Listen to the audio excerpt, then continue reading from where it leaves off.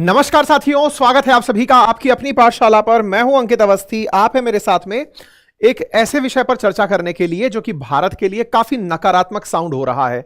यह फैसला कितना नकारात्मक है इसका अंदाजा इस तरह से लगा लीजिए कि जब भारत और पाकिस्तान के बीच संबंधों में खराबी आई थी पुलवामा अटैक के बाद, तब भारत ने पाकिस्तान से मोस्ट फेवर्ड नेशन का दर्जा छीन लिया था और उसके बाद पाकिस्तान के ऊपर 200% तक का टैक्स लगा दिया था।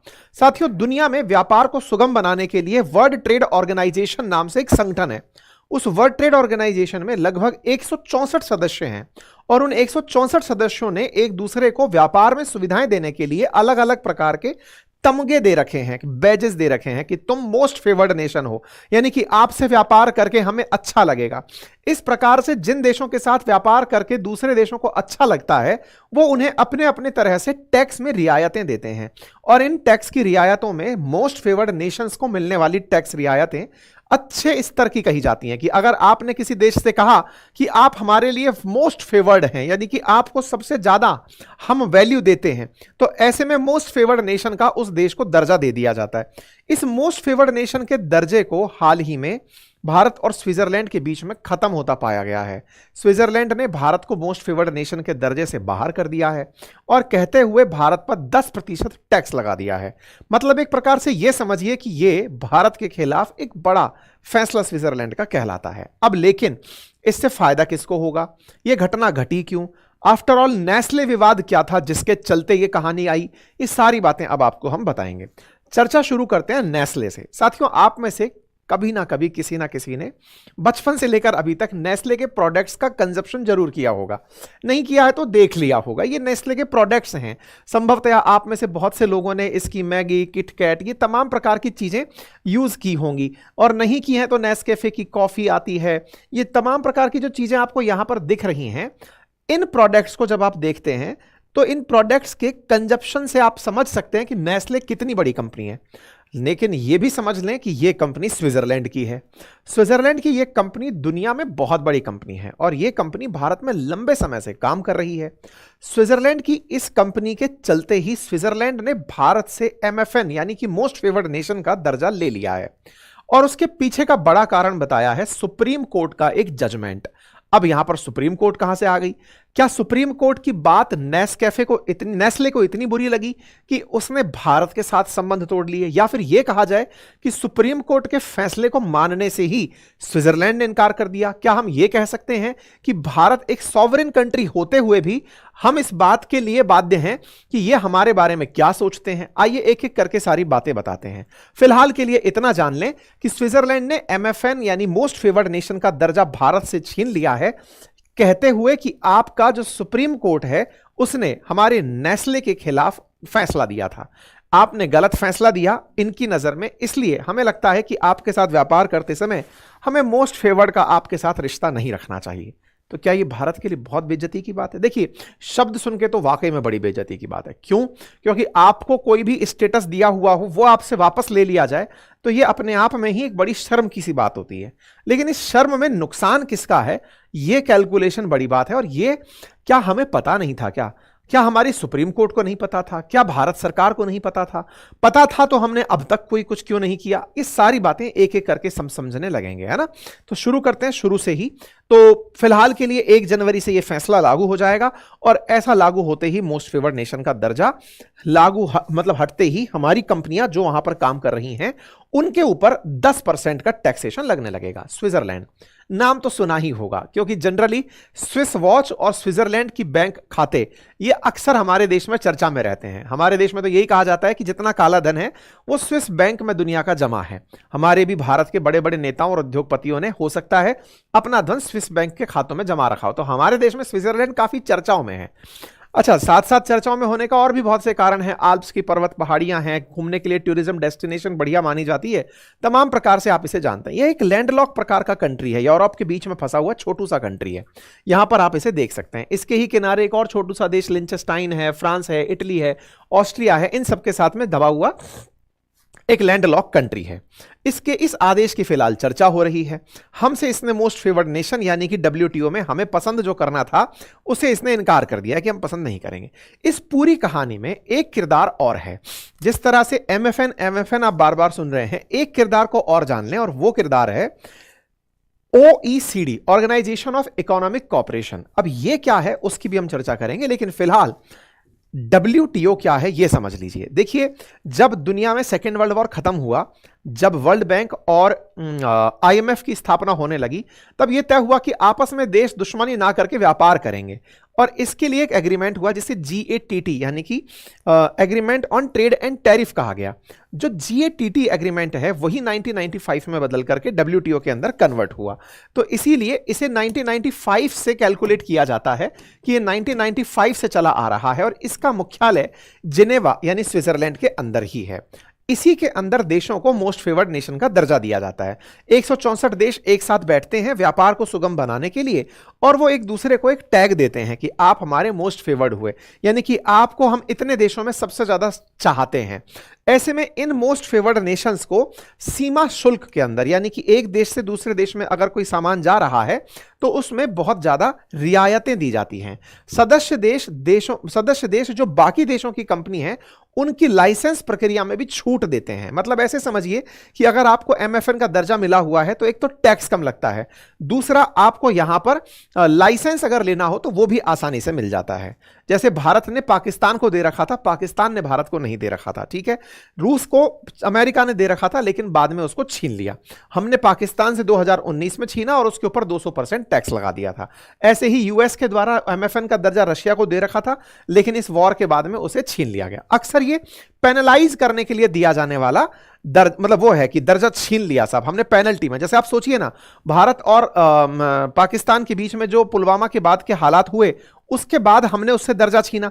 ऐसे ही रूस और अमेरिका के बीच में जो हालात हुए उसमें अमेरिका वालों ने सैंक्शन के तरीके से रशिया से इस दर्जे को छीना। यानी कि कुछ छीनने लायक चीज तो है ये, है ना। तो भारत से अगर ये छीना है तो इसका मतलब कुछ तो ऐसा हुआ है जो कि हमारे लिए चिंता का विषय है। क्या हुआ है? तो आइए नेस्ले पर फिर से लौटते हैं। नेस्ले जो कि एक स्विट्जरलैंड की कंपनी है, फोर्ब्स के अंदर लिस्टेड कंपनी है, बढ़िया रेवेन्यू करती है। नेस्ले को अगर हम देखें तो मोस्ट वैल्यूएबल जो फूड ब्रांड्स हैं 2024 में, उसमें ये फार फार आगे है। इसके बाद ही लेज, येली, टाइसन, डैनन इनके नाम आते हैं, ये बहुत आगे है, ठीक है। 150 साल पुरानी कंपनी है और इसके लंबे प्रोडक्ट्स आते हैं, डेयरी में प्रोडक्ट्स आते हैं, मतलब कन्फेक्शनरी आइटम्स इसके खूब सारे आते हैं। किटकैट है, बार है, मिल्क मेड के प्रोडक्ट्स हैं, नेस्केफे, मैगी, ये तमाम प्रोडक्ट्स इसी के आते हैं, ठीक है। भारत में भी ये लंबे समय से काम कर रही है, 1912 से भारत में काम कर रही है।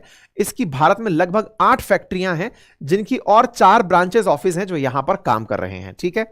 तो ये लंबे समय से भारत में काम करते करते लोगों के लाइफ स्टाइल का लंबे समय से हिस्सा बन चुकी है। नेस्ले का जो इंडिया में ऑफिस है उसके Q2 के रिजल्ट्स अगर आप देखें तो 899 करोड़ रुपए का इसने अपना हाल ही में पेटफॉल दिखाया है। मतलब एक प्रकार से यह समझकर देखिए कि इसके भारत में तगड़े व्यापार हैं और उसमें बढ़िया लाभ कमाती हैं।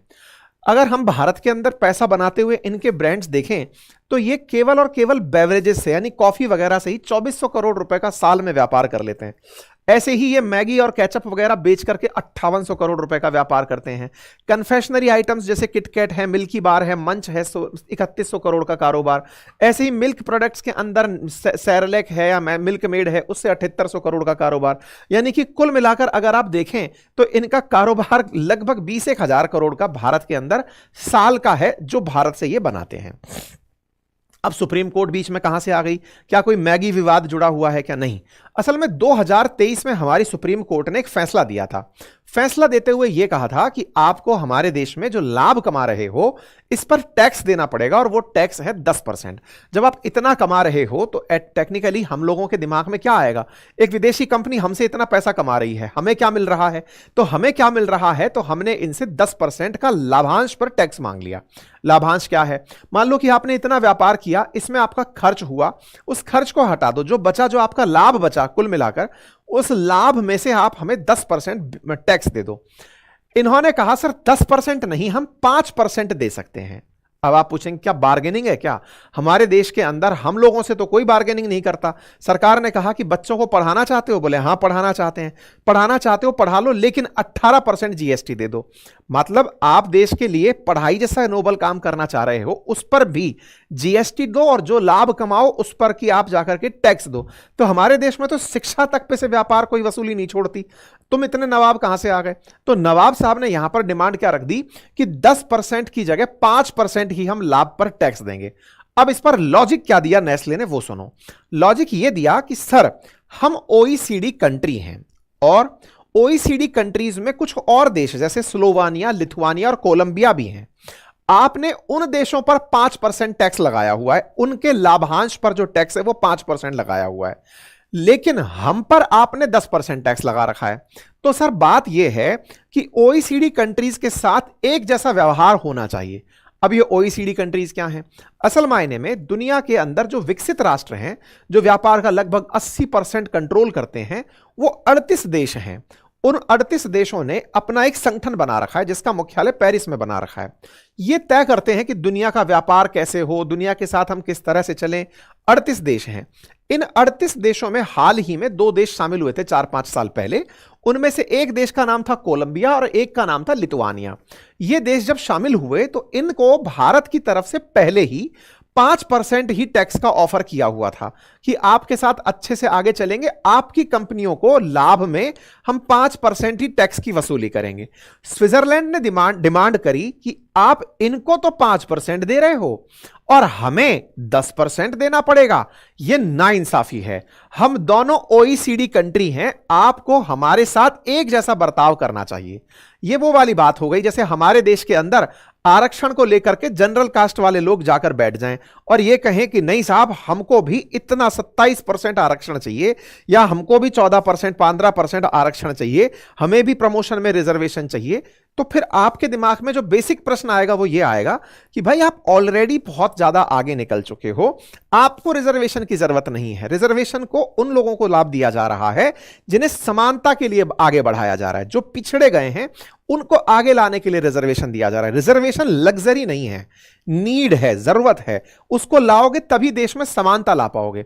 यहां पर स्विट्जरलैंड ने वैसी डिमांड कर दी कि सर वो भी ओईसीडी कंट्री है, वो भी टेक्निकली तो पैसे वाला देश है, आपने उससे 5% की वसूली करी, हमसे 10% की कर रहे हो।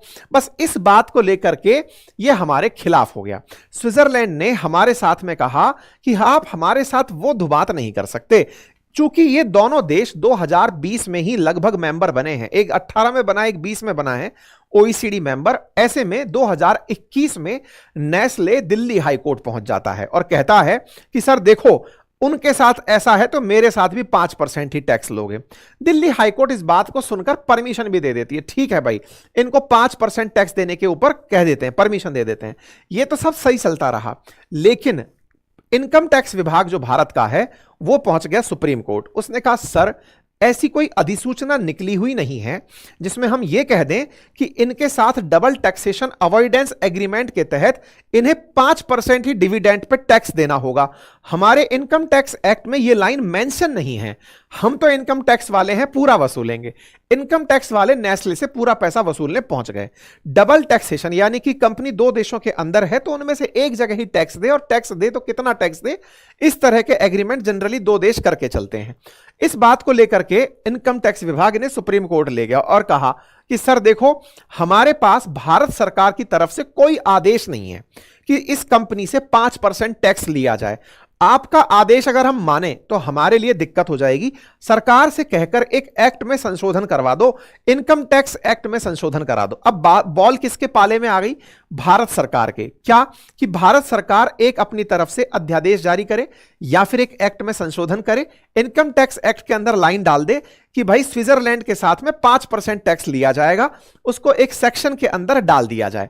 अब जब यह बात निकल कर आई तो भारत सरकार के पाले में बॉल आ गई कि सर कुछ करते क्यों नहीं, स्विट्जरलैंड वाले परेशान हो रहे हैं, उनको 5% दे रहे हो, इनको आप लोगों ने 10% टैक्स वसूल रखा है। भारत सरकार इस मामले में एकदम सन्नाटा खींच गई, कोई भी सुधार नहीं किया। मतलब हमने अपनी तरफ से टैक्स के अंदर कोई भी आर्टिकल के अंदर संशोधन नहीं करते हुए शांति बनाए रखी कि ठीक है हम नहीं करेंगे, हम इनका 10% ही टैक्स चलने देंगे। सरकार को सब पता है, उसके बावजूद भी 10% पर कंटिन्यू रखा। अब सवाल बना ऐसा क्यों? ऐसा इसलिए क्योंकि भारत सरकार अंदर से यह बात जानती थी कि भाई स्विट्जरलैंड वालों, तुम हमसे व्यापार करके 90% फायदे में रहते हो। मतलब आज तुम्हारे लिए हम बाजार हैं, हमारे लिए तुम बाजार नहीं हो। हमारा देश बड़ा बाजार है, हम तुम्हारा सामान खरीद रहे हैं, हम इंपोर्ट ज्यादा कर रहे हैं, जरूरत तुम्हें हमारी है, हमें तुम्हारी नहीं है। आज आपको मालूम हो कि भारत लगभग $1 बिलियन का ही एक्सपोर्ट करता है और लगभग 15-16 बिलियन डॉलर का इंपोर्ट करता है। तो मतलब इस तरह से हमारा जो कर्ज है ना, वो हम इनके साथ व्यापार करके व्यापारिक घाटे में ही है। साथ में भारत के अंदर स्विट्जरलैंड की 323 कंपनियां हैं जो वर्तमान में विराजमान हैं, और उनमें से 287 कंपनियां 1991 के जो एलपीजी रिफॉर्म्स हुए थे उसके बाद आई हैं। तो भाई टेक्निकली आप हमारे यहां से पैसा कमा कमा के ले जाते हो, और पैसा कमा के लेते हो, यहां से बढ़िया ट्रेड के अंदर लाभ कमाते हो, फायदा बढ़िया 2 लाख करोड़ का तुम फायदा कमाते हो। ऐसे में अगर तुम हमारे साथ में इस बात पर नाराजगी जाहिर करते हो कि हम मोस्ट फेवर्ड नेशन का दर्जा ले लेंगे, तो टेक्निकली आप हमारे 1 बिलियन इन्वेस्टमेंट के ऊपर टैक्स बढ़ाओगे, लेकिन हम तुम्हारे 15 बिलियन के ऊपर टैक्स बढ़ा देंगे। विचार करके देखो कि किसको ज्यादा नुकसान होने वाला है। स्विट्जरलैंड ने जो ये फैसला लिया है, ये हमारे लिए डायरेक्ट स्विट्जरलैंड की वजह से नुकसानदायक नहीं है। हालांकि भारत और स्विट्जरलैंड के व्यापार में भारत का जो इंपोर्ट है वो $29 बिलियन है, और हमारा जो एक्सपोर्ट है वो $1.2 बिलियन है। हम स्विट्जरलैंड से व्यापार करके घाटे में ही हैं। लेकिन फिर भी स्विट्जरलैंड के कहने पर जो यूरोपियन यूनियन कंट्री है ना, या फिर इनके साथ ये नॉर्वे, लिंचेस्टाइन जैसे जो देश इनके साथ एक संगठन बना के चल रहे हैं, वो भारत के खिलाफ बगावत कर सकते हैं। हमारे लिए स्विट्जरलैंड हेडेक नहीं है। मोस्ट फेवर्ड नेशन का दर्जा छीनकर उसने नुकसान खुद का किया, क्योंकि भारत भी उस पर ऐसा एक्शन ले सकता है। लेकिन भारत अगर एक्शन ले लिया तो उसका नुकसान और ज्यादा इसलिए हो सकता है क्योंकि वो औरों से हमारे साथ मोस्ट फेवर्ड नेशन का दर्जा छिनवा सकता है। तो ये एक स्ट्रेटेजिकली अच्छा मूव नहीं था भारत सरकार का।